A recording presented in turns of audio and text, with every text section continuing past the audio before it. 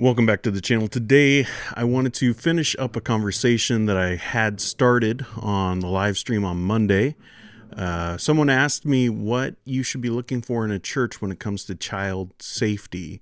And I wanted to make sure that I gave a thorough answer to that because it's a really important question as all of these stories keep on coming out of different organizations like the Southern Baptist Convention, different churches, high-profile churches, different issues of abuse keep on popping up, and it could make us pretty scared. Finding a new church is already pretty scary.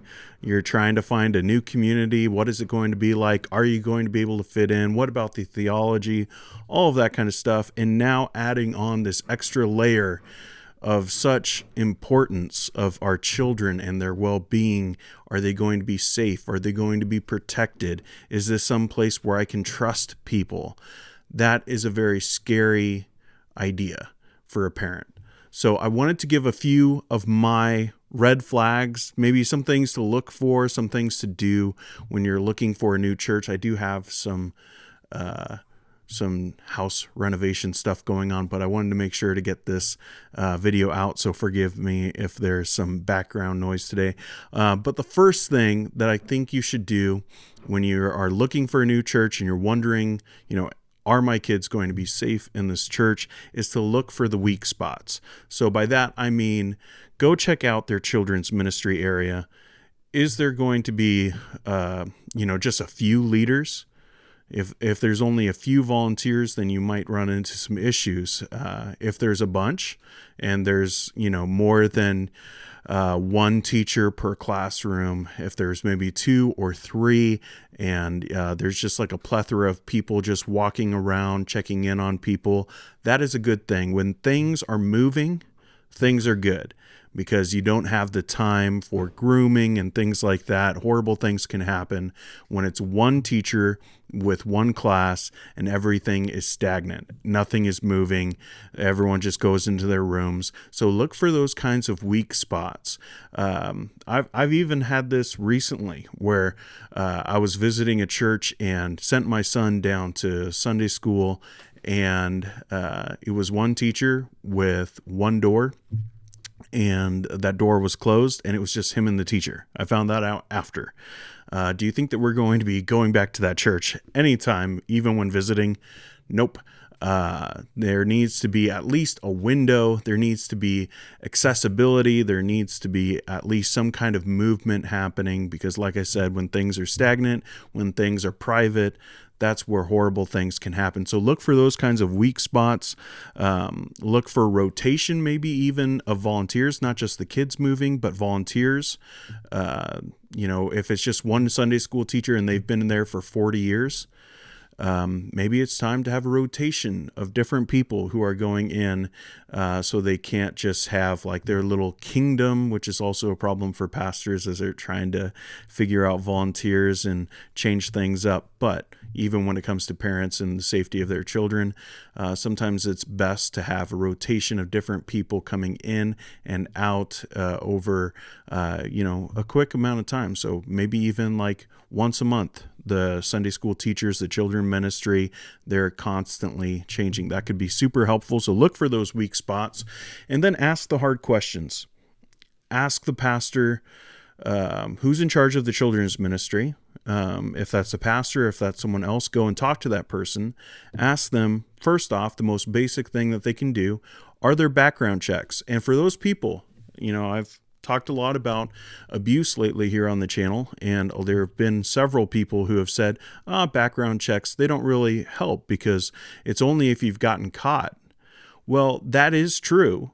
If you've gotten caught before with different things of illegal activities, then yes, that's going to show up. And if not, if you haven't gotten caught, then it's not going to show up there. But 2 things. 1, if it stops anyone from being involved in youth ministry, specifically children's ministry, then that's a good thing. So worth it. If it stops just one person over 40 years, that is good. That is a great investment for a church, no matter what that cost is. And then also, it's a good deterrent. People get a little bit scared if there's a background check. Maybe they don't know what is known about their past or not. And anyone who has those kinds of questions shouldn't be someone who's involved with children ministry. So maybe it's a deterrent for them to not get involved in there. But background checks are a necessity these days. If that church doesn't have background checks, I would say that either they're in the thick of it. They're trying to figure out how to do background checks, and maybe you could even be involved in helping them see that there are some really easy ways to get this done for any church. But if they don't, and they're not willing to, then don't go to that church. It's come to that, where it is not a safe place for you or your children to be involved with. So I would say background checks. Has there been issues of abuse? Talk to them. Ask them. Have you had any volunteers who have abused children in this church?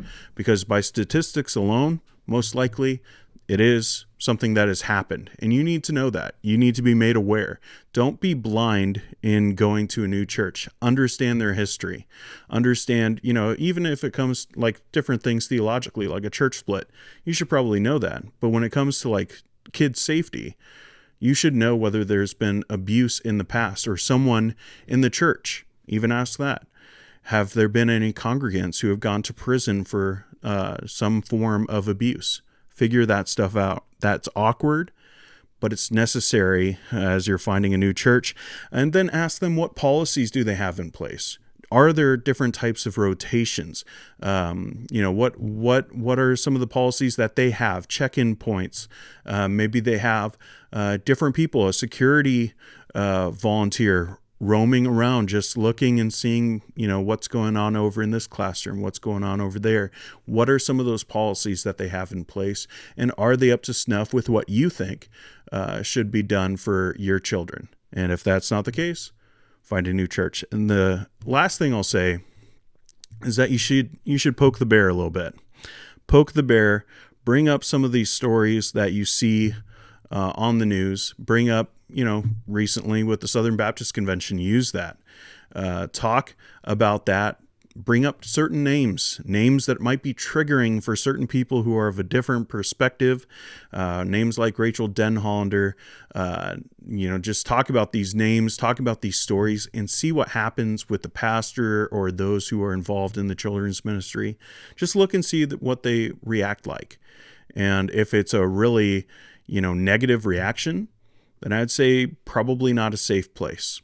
And this time, in this day, not a safe place for your kids to be.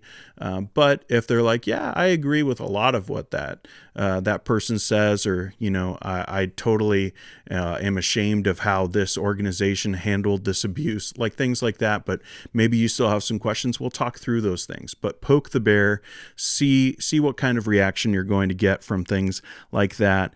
And then, at the end of the day, we got to trust people. And that's really hard, especially with what we see on the news, what we see online. And then, it's the most precious thing that we as parents have, our children. And to trust people that we don't know in a new church is really difficult. Now, there's some things that we can do to make sure that we're not just blindly trusting people. We want to be able to trust people, but we shouldn't trust them blindly. So maybe test it out.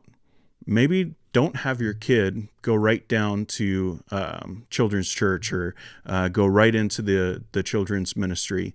Maybe you as a parent go and observe, maybe over a month even, and just watch and see. You're not volunteering. You're just watching and seeing the tendencies of different people. I'm sure that any kind-hearted pastor or kind-hearted children's minister would be able to understand why you would want to just observe. And, maybe that means you have to have a background check, which is perfectly fine. But be able to do that, just check it out and see before you would send your children there, and make sure that it's safe, if that's something that you feel comfortable with. But at the end of the day, once we do all these things, there still could be those kinds of problems, those kinds of issues. We need to be able to have conversations with our kids also. So ask them, how did it go? What was it like? Even ask them things like, what was your teacher like? What were some of the things that they were saying? Were they funny? Were they mad? Were they having a bad day? Questions like that could really be insightful in figuring out what's going on in that Sunday school, in that children's ministry, that you're not present for that. So those are just some of the things that I think you should be looking for. If you haven't watched my stream about the Southern Baptist Convention and the abuse and the report, the 288-page report, I actually did a full stream about that, and you can find that right here, where we go into detail on a lot of the different things that happen there. But I'll see you in the next video, which should be actually tomorrow, Friday. I'll be doing another Bible Rhythms video, so I'll see you then.